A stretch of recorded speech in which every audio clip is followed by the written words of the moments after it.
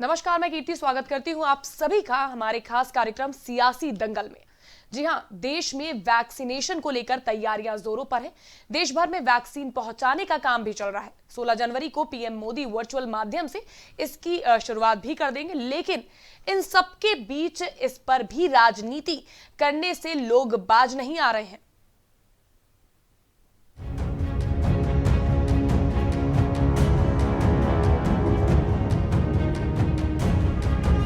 चीन के वुहान से निकले वायरस का अंत अब नजदीक है। जिस वायरस ने लोगों को इतना रुलाया था, अब उस वायरस के बुरे दिन शुरू होने वाले हैं। जी हां, इस वायरस को जड़ से मिटाने के लिए अब हमारे देश में वैक्सीन आ गई है, जिसकी तैयारियां भी जोरों शोरों से चल रही है। 16 जनवरी से टीकाकरण अभियान की शुरुआत होने जा रही है। टीकाकरण के लिए केंद्र सरकार ने सभी राज्यों की सरकारों को दिशा निर्देश भी जारी कर दिए हैं। जानकारी के अनुसार पीएम मोदी वर्चुअल तरीके से इस अभियान की शुरुआत कर सकते हैं।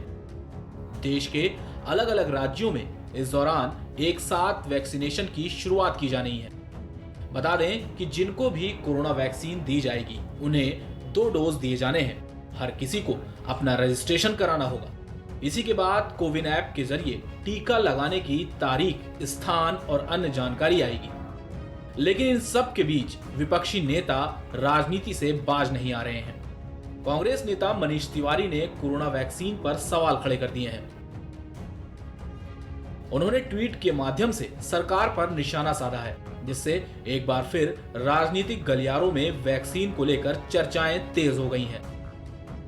मनीष तिवारी ने कहा कि कोवैक्सीन को सरकार की ओर से इमरजेंसी इस्तेमाल के लिए लाइसेंस दिया गया था। अब सरकार ही कह रही है कि वैक्सीन लेने वालों को इस बात की अनुमति नहीं है कि वो अपने लिए वैक्सीन का चुनाव कर सकें। उन्होंने कहा है कि जब कोवैक्सीन के तीसरे चरण के ट्रायल पूरे नहीं हुए, तब इसकी क्षमता को लेकर कई सवाल उठ रहे हैं। तिवारी ने कहा कि सरकार को वैक्सीन का रोल आउट नहीं करना चाहिए था। आप रोल आउट का तीसरा फेज के ट्रायल जैसा उपयोग नहीं कर सकते। उन्होंने कहा कि भारतीय गिनी पिग नहीं है। मनीष के इस बयान के बाद एक बार फिर बीजेपी और कांग्रेस में कोल्ड वॉर शुरू होने की आशंका जताई जा रही है। मालूम हो कि कुछ दिन पहले यूपी के पूर्व सीएम अखिलेश यादव ने भी कोरोना वैक्सीन न लगवाने का ऐलान किया था।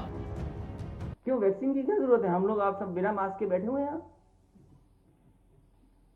ये केवल कोविड उनके लिए, विपक्ष के लिए कि कोई कार्यक्रम न कर ले विपक्ष, और ये चलाएंगे इसी के बहाने महंगाई, इसी के सामने बेरोजगारी, इसी से अन्याय छिपाएंगे अपना। देखिए, मैं तो नहीं लगवाऊंगा अभी वैक्सीन, मैंने अपनी बात कह दी, और वो भी बीजेपी लगाएगी उसका भरोसा करूंगा मैं? अरे जाओ भाई, अरे अपनी सरकार आएगी, सबको फ्री वैक्सीन लगेगी। हम बीजेपी का वैक्सीन नहीं लगवा सकते। वहीं उनके इस बयान के बाद यूपी के डिप्टी सीएम केशव प्रसाद मौर्य ने उन्हें आड़े हाथों लेते हुए कहा था कि अखिलेश तमाम वैज्ञानिकों का अपमान कर रहे हैं। उत्तर प्रदेश के पूर्व मुख्यमंत्री श्री अखिलेश यादव जी, आपने कोरोना वैक्सीन लगाने से मना करके एक तरह से केवल इस देश की सरकार का ही नहीं, बल्कि इस देश के उन वैज्ञानिकों का, उन डॉक्टरों का, जिन्होंने दिन रात परिश्रम करके इस वैक्सीन को तैयार किया है, जिसे लेने के लिए पूरी दुनिया और पूरा देश लगातार प्रतीक्षा कर रहा था, और आपने वह लगाने से मना करके वह भी उसका सार्वजनिक बयान दे करके जो किया है, वह निश्चित तौर से यह सबका अपमान है। और आपसे मैं अपेक्षा करूंगा कि इसके लिए आप माफ़ी मांगे, और जो मुख्यमंत्री के पद पर रहा हो उसे इस प्रकार के बयानबाजी करने से पहले 1000 बार सोचना चाहिए। वैक्सीन आने के बाद तमाम राज्य के मुख्यमंत्री अलग अलग तरीके के बयान दे रहे हैं। वहीं दिल्ली के मुख्यमंत्री अरविंद केजरीवाल ने कहा है कि हो सकता है हम वैक्सीन को फ्री कर दें।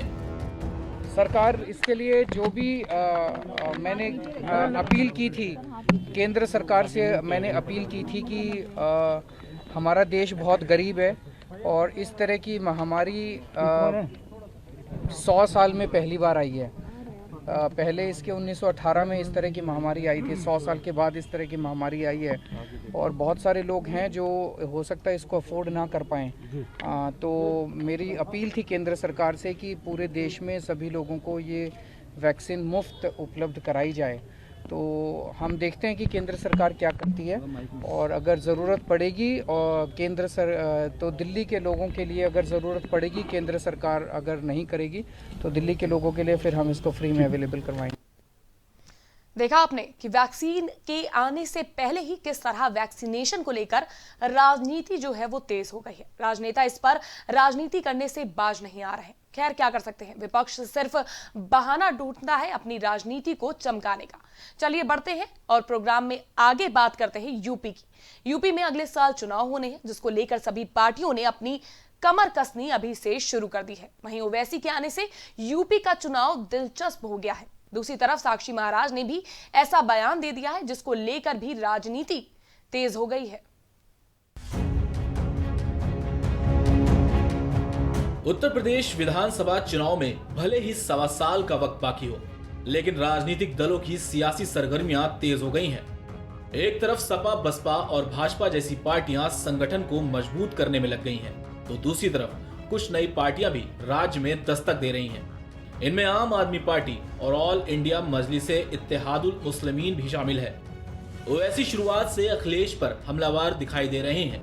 वो ट्वीट और अपने भाषणों में अखिलेश पर लामबंद दिखाई दे ही जाते हैं। ओवैसी बिहार के बाद अब यूपी के विधानसभा चुनाव की तैयारी कर चुके हैं। पिछले महीने लखनऊ में ओम प्रकाश राजभर और AIM चीफ असदुद्दीन ओवैसी की मुलाकात हुई थी। असदुद्दीन ओवैसी के साथ ओम प्रकाश राजभर भी आगामी विधानसभा चुनाव में पूर्वांचल में जातीय गणित को सुलझाने की कोशिश में जुटे हुए हैं। उन्होंने अपने एक बयान में आगे की रणनीति भी बता दी है। अभी तो हमारी शुरुआत हुई है। मैं पूरे यूपी में फिरूंगा जनाब राजभर साहब के साथ।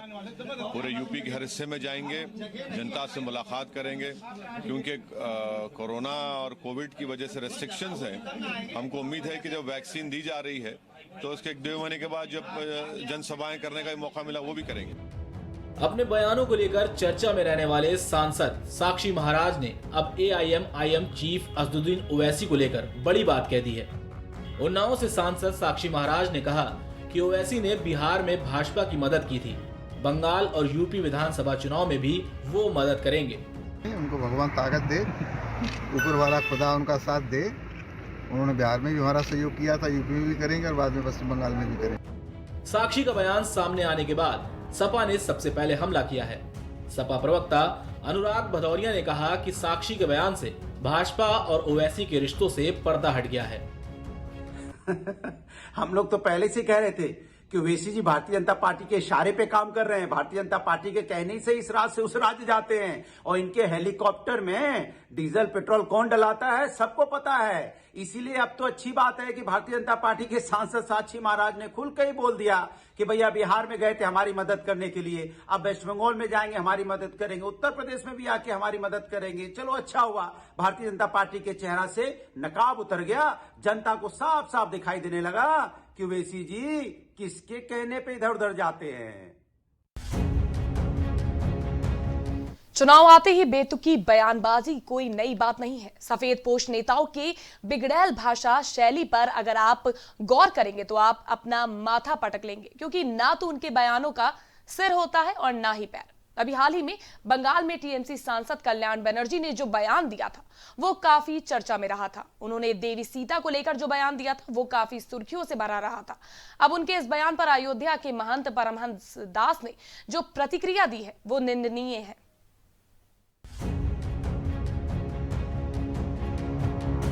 बंगाल के चुनाव में महज अब कुछ ही दिन बचे हैं, लेकिन वहां बयानों का दौर और तीखे शब्द बाण TMC और बीजेपी एक दूसरे पर छोड़ने लगे हैं। TMC डाल तो बीजेपी पात, कोई भी नेता हार मानने को तैयार नहीं। सवाल भी तो सत्ता का है, जो इतनी आसानी से अपने हाथों से कोई जाने नहीं देना चाहता। इसी बयानबाजी के दौर में TMC सांसद कल्याण बनर्जी ने जो बयान दिया वो काफी बेतुका था।